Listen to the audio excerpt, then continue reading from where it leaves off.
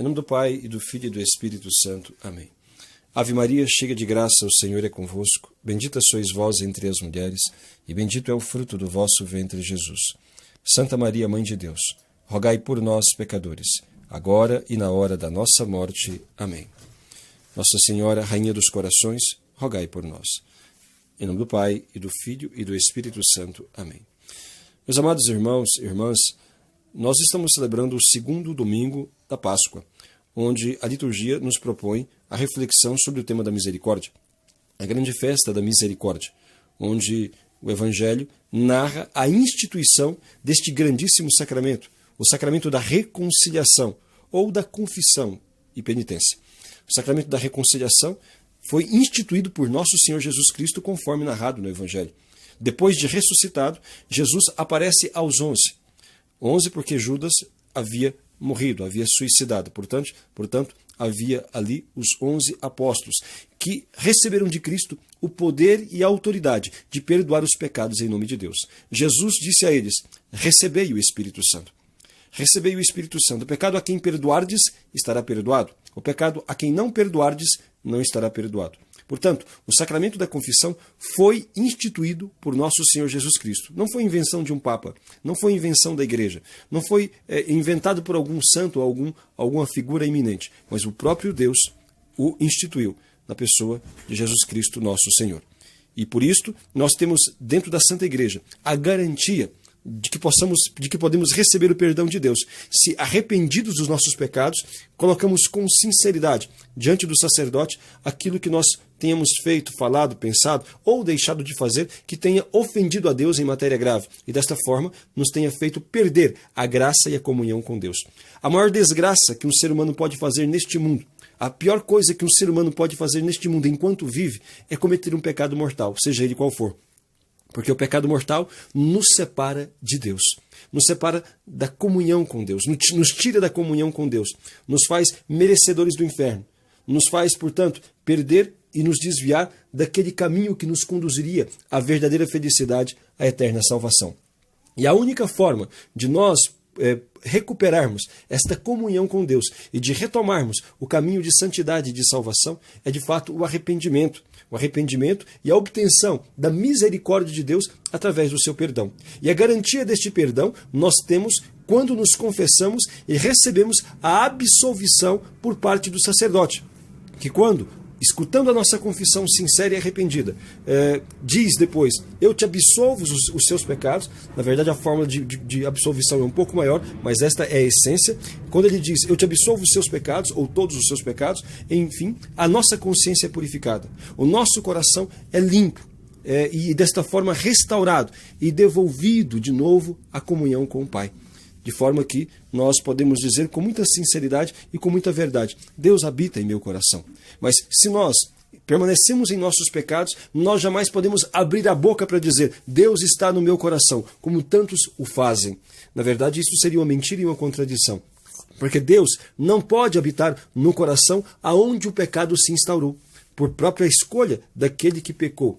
Aquelas pessoas que vivem em situação de pecado ou que vivem nos seus vícios e que não fazem violência e que não querem de fato deixar esta situação, não podem então dizer-se em comunhão com Deus. Porque Deus e o pecado não dividem o mesmo espaço no coração de uma pessoa. Ou ali habita Deus ou ali habita o pecado. É o que nos diz a Escritura. Ninguém pode servir a dois senhores. Também vai dizer a palavra de Deus na carta escrita por São João, no capítulo 3, versículo 8.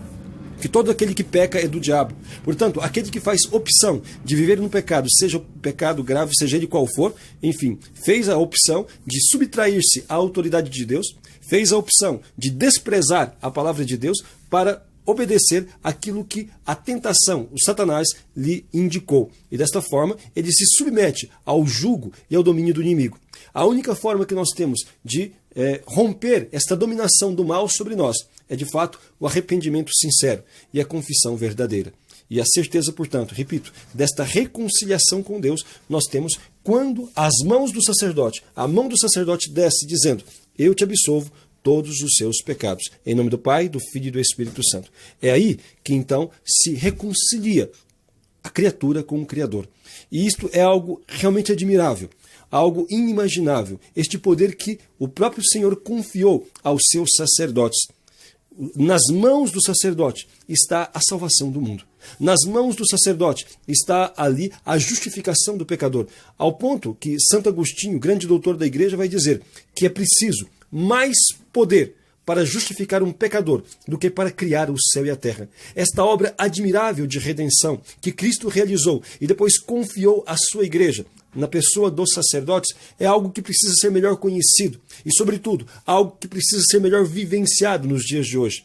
É muito triste de se observar, de se constatar que a grande parte do nosso povo, embora tenha a igreja recebido esta grande graça e os sacerdotes esta grande autoridade para poder justificar os pecadores, a grande parte do povo de Deus vive em situação de pecado mortal, vive em situação de pecado grave, longe da graça de Deus, longe da comunhão com Cristo. E por que isto acontece? Por muitos fatores, mas especialmente porque em nossos dias o profetismo praticamente desapareceu.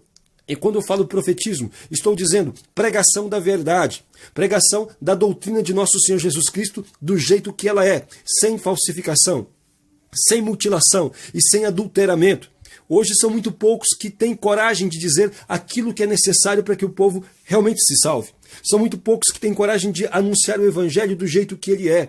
E assim as pessoas elas vão se perdendo em falsos caminhos, porque quase não há pastores que os oriente no caminho de santidade e de verdade. Quase não há quem diga mais o que é certo e o que é errado. Quase ninguém que apresente a doutrina de nosso Senhor, o evangelho de Cristo, na sua inteireza.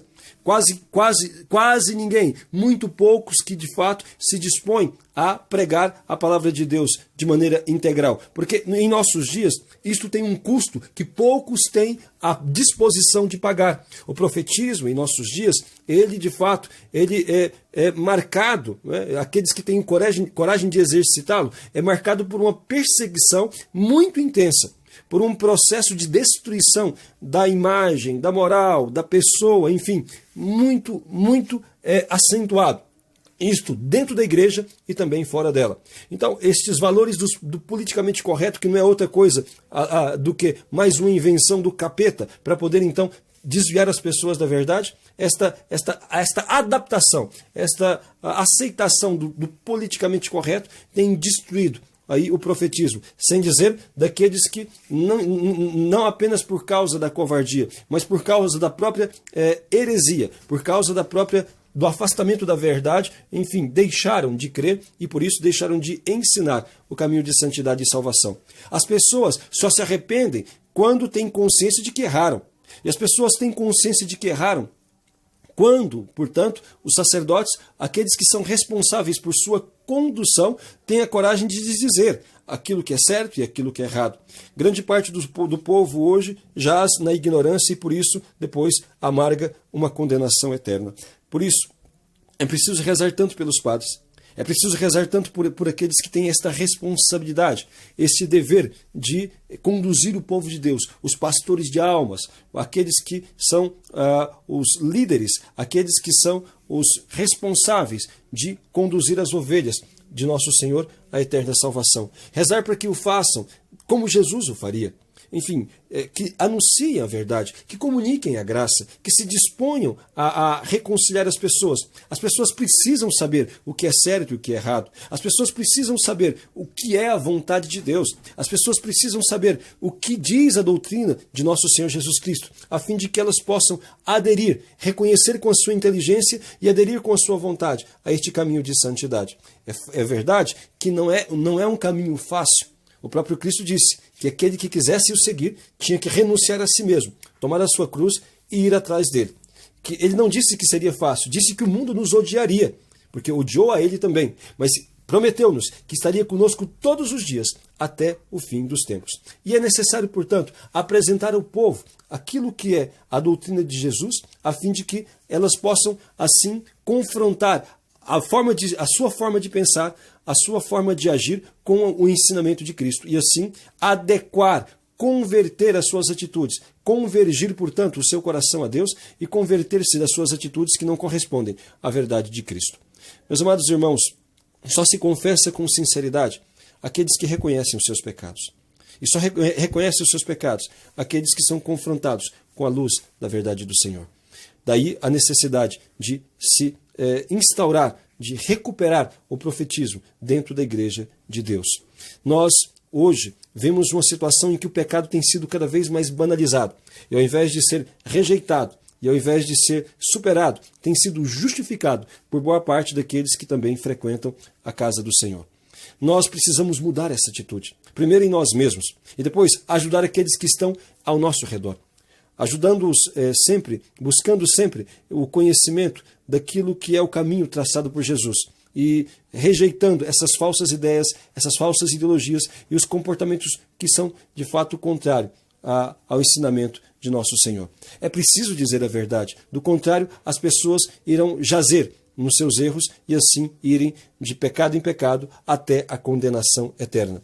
E não apenas mostrar aquilo que é certo, fazer este chamado, este apelo à conversão, a fim de que as pessoas compreendam que as escolhas têm, de fato, consequências.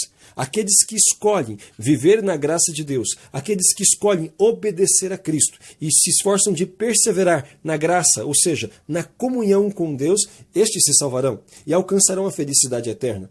Mas aqueles que insistem em viver em seus pecados, que rejeitam a lei e o ensinamento de Deus, se condenarão para sempre ao inferno. As pessoas precisam estar conscientes destas consequências e atentas àquela advertência de Jesus, buscarem estar sempre preparadas, conforme as palavras do próprio Senhor. Ele disse: vigiai, orai, estais sempre preparados, porque não sabeis nem o dia, nem a hora.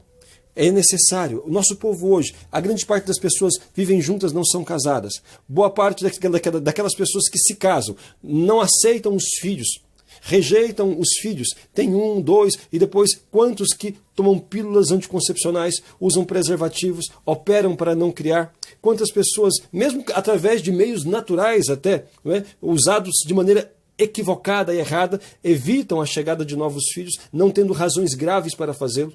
Quantas pessoas que dentro da sua vida matrimonial não educam os seus filhos na fé, não buscam levá-los de fato à santidade, se preocupam muito mais com as coisas passageiras e materiais, apenas com a conquista de algo neste mundo, com a ascensão em posições sociais ou na aquisição de conforto para este mundo, mas não se preocupam com a santificação dos seus filhos. Quantos dentro da própria igreja, enfim, acabam achando normal e aderindo a comportamentos que são completamente contrários e incompatíveis com a nossa fé? Como irem a carnaval, a boates, a discotecas, a shows mundanos. Quantos que aderem às modas indecentes, vestindo-se de uma maneira completamente sensual, que provocativa, que ofende a Deus e que torna-se ocasião de pecado para os seus irmãos ou irmãs. Quantos que, enfim, aderem a mentalidades, a ideologias, a gaysistas, abortistas, materialistas, consumistas, comunistas, socialistas e assim por diante. Quantos que, enfim, deixando de lado a doutrina de nosso Senhor, acabam, portanto, aderindo a estas mentalidades e comportamentos equivocados. Quando as pessoas não são confrontadas com a verdade, elas não mudam de atitude. É isto que nós precisamos hoje. Pregação da verdade e depois, da parte do nosso povo, das ovelhas de Deus, o acolhimento desta verdade. E à medida em que a pessoa reconhece o seu erro, se ela então quer viver na graça de Deus e quer a eterna salvação, quer de fato honrar a Deus com a sua obediência, com a sua submissão e com a sua adoração, então ela buscará esta reconciliação. Daí a grande graça que nós temos e que hoje nos apresenta o Santo Evangelho. Deus colocou na sua igreja o sacramento da reconciliação.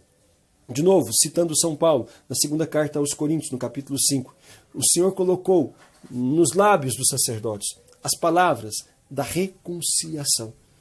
Aquelas palavras que ele diz na fórmula de absolvição e que nos devolve de novo a graça de Deus, que nos reconcilia com o Senhor, de quem nós havíamos nos separado quando nós pecamos. É isto. Hoje nós devemos levantar as nossas mãos a Deus e agradecer a graça do sacramento da confissão.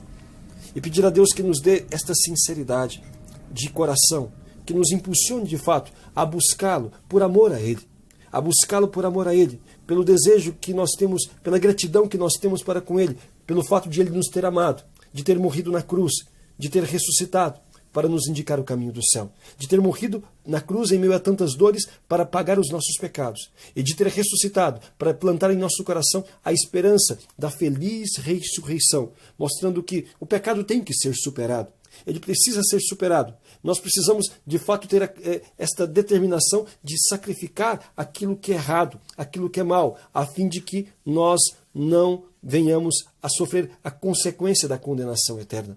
E precisamos alimentar, diante da imagem do Cristo ressuscitado, esta feliz esperança, este ideal de todo ser humano, que é a felicidade eterna. Amados irmãos, a confissão precisa ser bem feita. Lembre-se bem, aqueles 5 passos para fazer uma boa confissão. Primeira coisa, examine a sua consciência. Examine a sua consciência. Procure ver aquilo que possa ter feito que tenha ofendido a Deus. Busque um bom exame de consciência. Um bom exame de consciência se acha muito facilmente hoje na internet ou em bons catecismos ou em devocionários como aqueles da Opus Cordis Maria. Enfim, se pode encontrar um bom exame de consciência. Depois de examinar a tua consciência, peça a Deus, ao Espírito Santo, a graça do profundo arrependimento. Depois de examinar a consciência, vem o arrependimento dos pecados. Constatando aquilo que fez de errado, então arrepender-se. Depois de arrepender-se, ir à confissão e confessar com sinceridade os seus pecados, sem omitir nada daquilo que é grave, sem esconder nada do sacerdote.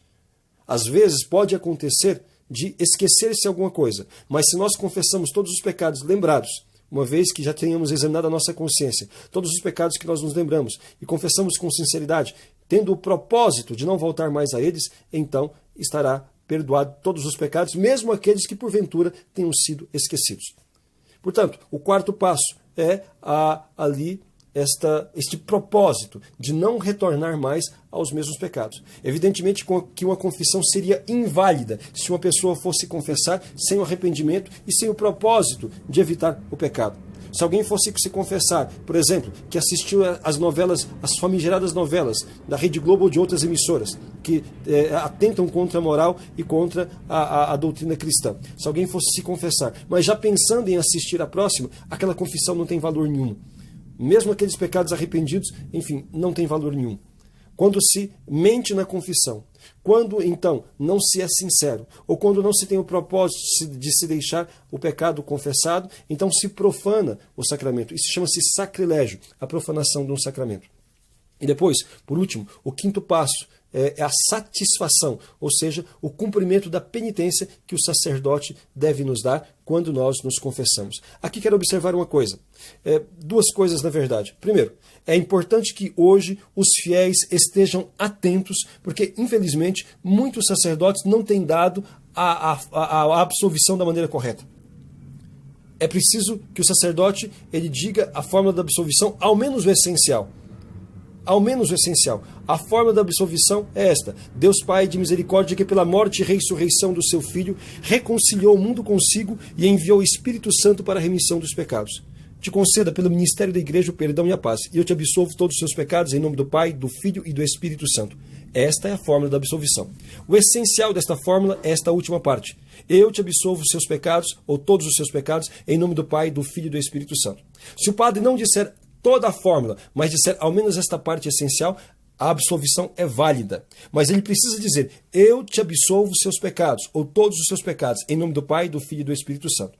Infelizmente, em muitos casos, pude constatar pessoalmente, comigo já aconteceu, em que o sacerdote diz: Deus te perdoe, ou Jesus te perdoe, vá em paz, o Senhor te perdoa. Isto está errado. Isto não é a fórmula da absolvição. Neste caso, a pessoa não estaria perdoada. Seria preciso pedir ao sacerdote que dê a absolvição da maneira correta. Diga a ele: padre, por favor, o senhor pode dizer: eu te absolvo os seus pecados? Ou então, caso ele se negue, buscar um sacerdote que possa fazê-lo da maneira correta. Depois, outra coisa importante de se observar é que a confissão tem que ser individual. Não valem confissões comunitárias, absolvições comunitárias. Isto é terminantemente proibido pela Igreja. Só seria lícita, só seria válida em determinadas circunstâncias. Quando um navio afundando, um avião caindo, ou então um caso de guerra, onde é iminente o bombardeio, ou então o conflito em uma cidade, o sacerdote poderia dar a absolvição, ou em caso de pessoas que moram em lugares muito ermos, lá no meio da selva, alguma coisa assim, e há a possibilidade de se passar muito tempo sem poder, então, se confessar. Neste caso, o padre poderia dar absolvição para todos, comunitária, mas com a condição de que aqueles que sobreviverem, no caso daqueles que são perigos de morte, irem confessar-se individualmente.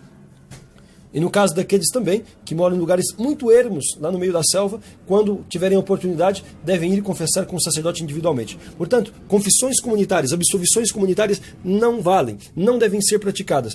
O padre que assim exerce está desobedecendo a disciplina da igreja. E nós não devemos aderir a esse tipo de desobediência. É necessário que os sacerdotes tratem os fiéis de maneira individual e não como um gado. Todo mundo junto, não é assim que se faz. Cada pessoa tem o seu pecado, tem o seu problema individual. E assim, de maneira individual e personalizada, deve ser tratado também. E os sacerdotes, eles devem dar aos fiéis aquilo para que foram consagrados. Quer dizer, darem a graça de Deus. Comunicarem esse tesouro de Cristo aos corações daqueles que arrependidos buscam, portanto, a reconciliação com o Senhor. Das coisas mais importantes que se faz em uma paróquia, em uma comunidade, é atender confissões. Isto, o nível espiritual de uma paróquia se mede não é tanto pelo número de pessoas que comungam, ou o número de pessoas que participam na missa, ou o número de pastorais que tem.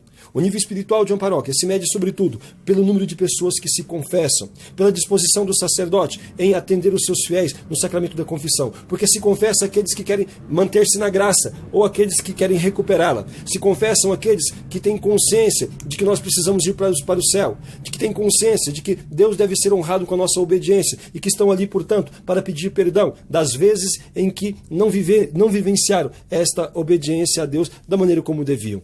A confissão é um sacramento que, portanto, nos torna sempre mais próximos de Deus, no sentido em que ou nos devolve a graça dele, ou nos ajuda a superar o que pode ser perigo para o rompimento com a amizade com ele. Amados irmãos, nós devemos, portanto, buscar a confissão frequente, vai dizer o Código de Direito Canônico. Confissão frequente significa, vai dizer na interpretação do Código, 15 em 15 dias. Saiu-se há tanto tempo, tem sido difundido há tanto tempo um folclore de que basta confessar uma vez no ano. Isto vem de uma má interpretação daquilo que são os mandamentos da igreja. Porque ali diz que nós devemos comungar ao menos uma vez no ano, o segundo mandamento da igreja, e confessar-se também ao menos uma vez no ano. Mas isto é dito às pessoas que têm dificuldade grande em ter acesso a um sacerdote, aquele que mora lá no meio da selva, aquele que mora num lugar onde não tem sacerdote. Esses, então, têm a obrigação de, ao menos uma vez no ano, ir ao encontro do sacerdote, para poder se confessar e fazer a Páscoa do Senhor. É isso que se quer dizer. Mas as pessoas que têm na sua cidade, sacerdotes, devem confessar-se com frequência. E a interpretação do Código de Direito Canônico diz que confessar-se com frequência significa confessar-se de 15 em 15 dias, ou pelo menos uma vez por mês, no mínimo uma vez por mês. Passar mais do que um mês sem confessar é colocar-se em grande risco e em grande perigo. Então, meus amados irmãos, a confissão frequente nos ajuda a crescer na fé. Cada vez que nós confessamos, nós não temos apenas os nossos pecados perdoados, isto em primeiro lugar, mas temos também a aquisição das graças necessárias para poder superar aqueles pecados que nós estamos confessando e que têm sido para nós difíceis de enfrentar ou difíceis de vencer. Cada confissão nos dá ali graças especiais para podermos lutar contra os vícios que nos enfraquecem ou que nos ameaçam ou nos tiram da graça de Deus nosso Senhor. Devemos, portanto, pedir a Deus neste dia da misericórdia, que a sua misericórdia, portanto, possa se estender a todos os corações, possa se estender a todas as pessoas de boa vontade, que arrependidas querem de fato caminhar na santidade e na obediência à lei de Deus. Devemos pedir a Deus que nos ajude a perseverar nesta graça de Deus ou a recuperá-la, caso a tenhamos perdido. Mas lembrando sempre que a misericórdia de Deus só pode ser aplicada, a misericórdia de Deus só pode ser oferecida àqueles que a desejam, àqueles que estão arrependidos dos seus pecados e que querem de fato caminhar na verdade. Deus não pode perdoar quem não se arrepende. Deus não pode perdoar aquelas pessoas que não estão dispostas a deixar os seus pecados e a mudarem de vida. Deus, ele é coerente, Deus é santo. E, portanto, nós não podemos pensar que Deus irá justificar um pecador que não quer desprezar o seu pecado. Deus está pronto a perdoar todos os nossos pecados. Deus não rejeita nenhum dos seus filhos, desde que estes seus filhos estejam de fato dispostos a acolher a sua palavra e a obedecê-lo. Deus disse à pecadora: ninguém te condenou, nem eu te condeno. Mas disse também: vá e não peques mais. Esta é a exigência que Deus nos faz. Ao menos o propósito de lutar para não viver em pecado. Deus não nos justificará se nós fizermos opção pelo mal, opção pelo pecado. Aqueles que não querem deixar a sua maneira errada de viver, que não querem deixar os seus vícios, que não querem lutar para superar os seus pecados, não obterão e não poderão obter de Deus a misericórdia. E ainda que se confessem, se não estão arrependidos dos pecados que pratiquem, a confissão será inválida e não terão de Deus o perdão e a misericórdia. Então, meus amados irmãos, é preciso compreender bem que a misericórdia é oferecida a todos os que se arrependem. Aqueles que não querem ter arrependimento, aqueles que não buscam arrependimento e que não querem romper com o mal, com o seu pecado, não poderão obter esta graça da parte do Senhor. Que a Santíssima Virgem, Nossa Mãe do Céu, nos ajude a compreender bem este grande atributo de Deus, que é a sua misericórdia, e que tanto deseja, este Deus que tanto deseja a nossa salvação, que morreu na cruz para que nós pudéssemos, enfim, ser justificados. Que nós possamos compreender esta misericórdia e possamos sempre buscá-la para a nossa vida. Arrependidos de tudo aquilo que possa ter ofendido o nosso Deus e Senhor, buscarmos fazer tudo aquilo que lhe agrada e buscarmos perseverar nesta comunhão com Ele, a fim de que nós possamos planificar a vida na graça quando chegarmos na eterna bem-aventurança. Louvado seja nosso Senhor Jesus Cristo.